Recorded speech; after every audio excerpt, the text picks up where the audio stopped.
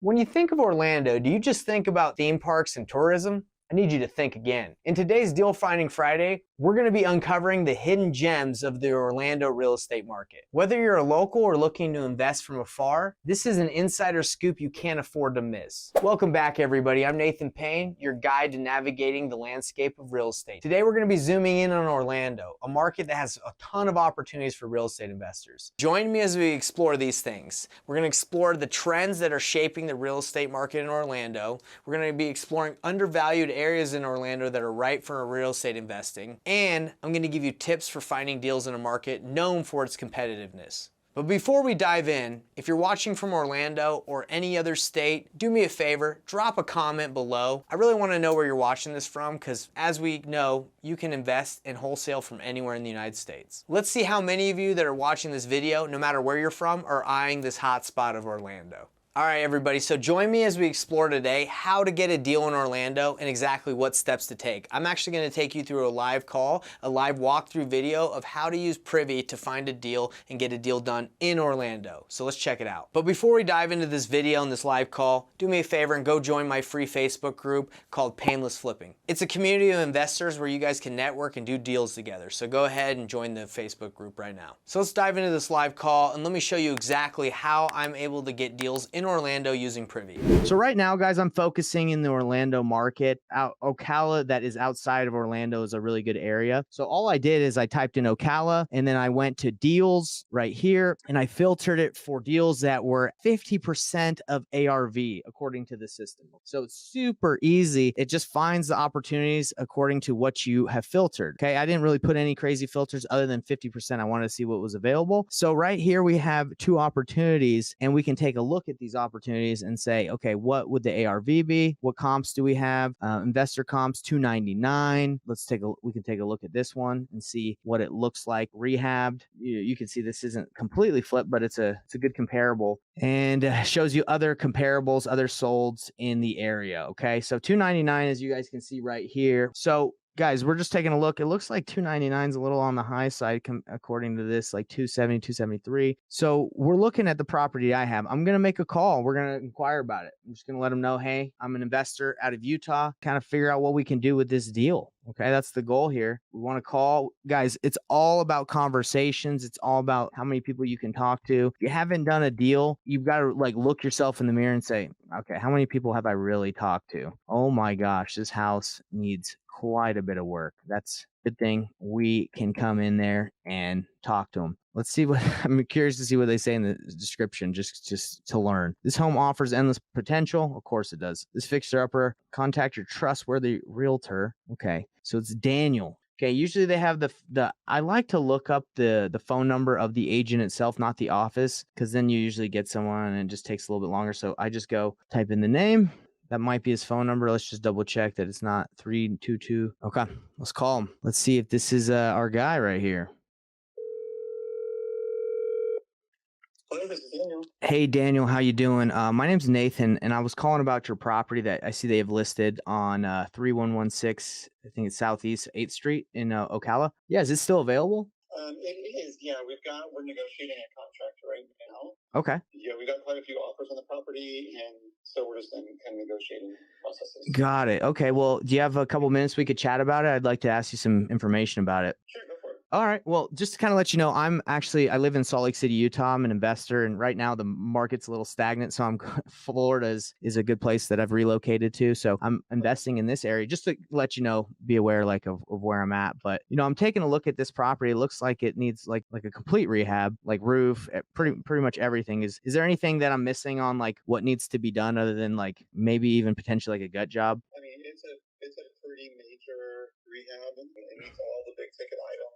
I mean, it's got multiple holes in the ceilings. Right. A tree came down on it, a while back, and water's, gotten in there, and Yeah. so ceilings have fallen in, all that kind of stuff. So it's a pretty major rehab. Yeah. Do you have an idea with all the people that have come and already kind of made offers? Do they have an idea of like the estimate on the rehab budget? I don't know.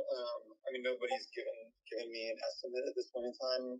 What I told them at the very beginning, when I was kind of talking to sellers about all their different options, right? You guys could rehab it, and I think on the low side of things, I don't even know this is realistic. Right. Low side of things, I would say 60,000. Mm-hmm. But I would probably plan more around 100,000. Yeah, 60,000. It probably won't go that far, especially if you have to do roof. You're gonna have to take care of like all the flooding, not the flooding, but the water damage. One thing that really all I do is I see if the numbers, if it pencils out, if it makes sense, and there's enough profit in there for me. I looked and I think like 299 was like on the high end of what like ARV or what properties could sell for after they were fixed. Is that accurate or is that a little low, a little high in your opinion? Yeah, I think it might be a little bit high. Yeah. So I had told them, again, like with all that, I said, if you rehab it, it's like depending on the quality that you put into it, depending on what you do, how you do it, all that kind of stuff. Mm-hmm. On a bare bones side of things, you can bring it back up to livable standards and you can sell it for 220 or something like that. Yeah. But if you put a lot of work into it, and make it really high end, real nice stuff, then we can sell it for a lot more. Yeah, that's what I'm kind of seeing by looking at the comparables right now. Like 220 is like livable, maybe like 250, 270 seems to be. But the ones that are going for like 270 seem to be like Rambler style. This one's got a little different kind of layout, it seems like. Yeah, it does have a little. Around here, we kind of go by square footage. Okay, versus style. And so people aren't super picky on styles a lot of times. That's good. It's more of like the interior finishes is really what people go for. That's exactly how it is here in Utah. Like it doesn't really matter if it's multiple stories or one story. Okay, so just taking a look at it, I'll run my numbers, but just kind of from my experience on like the numbers, if I were to buy it at the asking price of 140, it seems really tight, especially if you're supposed to, like if you get it for 140 and put 100K, for example, then like obviously there's no margin. So without offending the seller with like an offer that they've already received and they've said no, like where are they kind of open to where I run my numbers, I put it in and see if it works for me? You don't have to tell me what other offers are, but just kind of curious. So we do have a full price offer that we're working on right now. Oh, wow. Take a look at the house today. It's someone who is a contractor and they're not looking to flip it. They're looking to buy it and fix it up and then live in it. Wow. That's the best buyer. Yeah. So it's like, so they're willing to pay a little bit more for it. Of course. But I would say the average offers that we've gotten have been in the 110 to 120 range. Right. Okay. That sounds a little bit more what I was thinking. Is there anything like if that 140 buyer, the full price offer doesn't go through, is there anything that like would stand out to them and make them feel like it's more beneficial to go with me versus others? Is it like speed? Is it cash? Is there anything specific? Everything we've gotten has been cash. Okay. Speed is actually not like so they have a family member that's actually still living in the house. Got it. Yeah. It looks pretty lived in right there. Yeah. And so like we need about 30 days to close on it.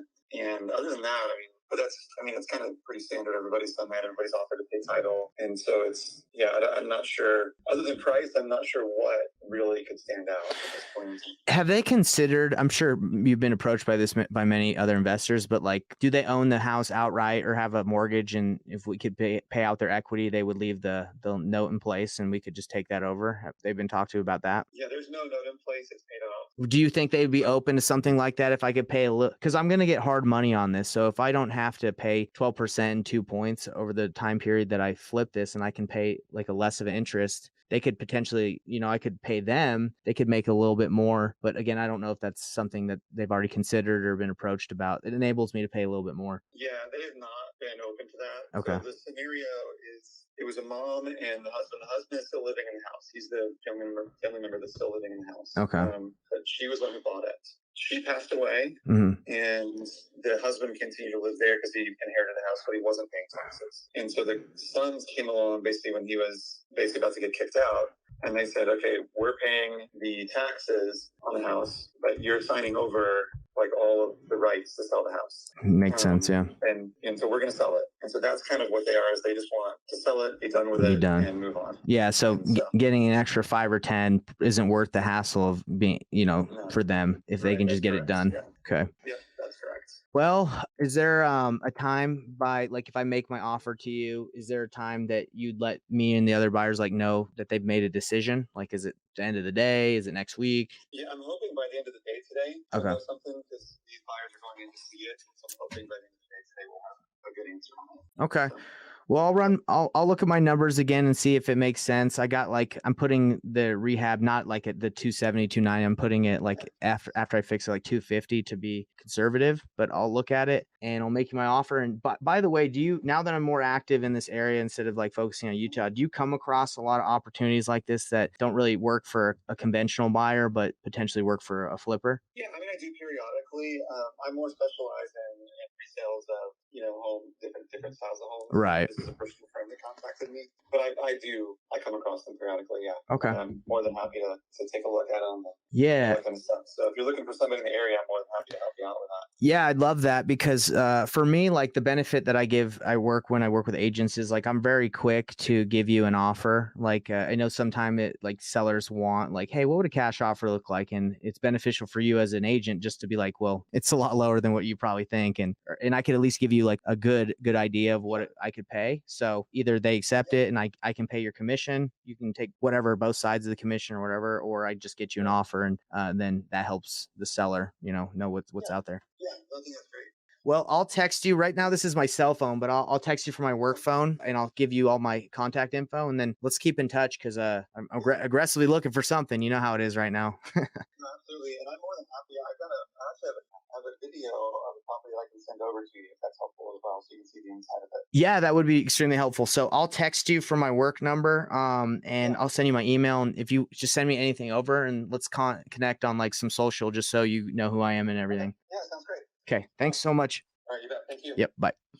All right, everybody. Bam. So we are looking, I'll run you through this property, what it looks like. So this house, a 140, is really distressed. Very, very, very, very distressed. And we're seeing some comparables, but majority of them, that's like the investor comp is like the highest one. So we're looking at this deal at the 110 range. So according to my numbers, everybody, there's a 13% margin, and there's a flipper that potentially would do it because there's enough margin. My flippers want to be around like 10% and higher. So I could come in there, get it for 110 and wholesale it to them for like 117, and they're still at 10%. Most people, to be honest, that I know won't do such a big rehab and make such a little margin. Some flippers they'll want to be about 10% or above of the ARV price. If they can make 10% of the resale value, they'll do it. Some want to be 10% of the amount of money that they put into the rehab. So it really depends what kind of buyer you have. So that's it for today's live call and a look into the Orlando market. Thank you for joining me. Remember, every market has its secrets, and it's all about finding them. All you got to do is take action and you'll do deals. I promise. See you on the next one.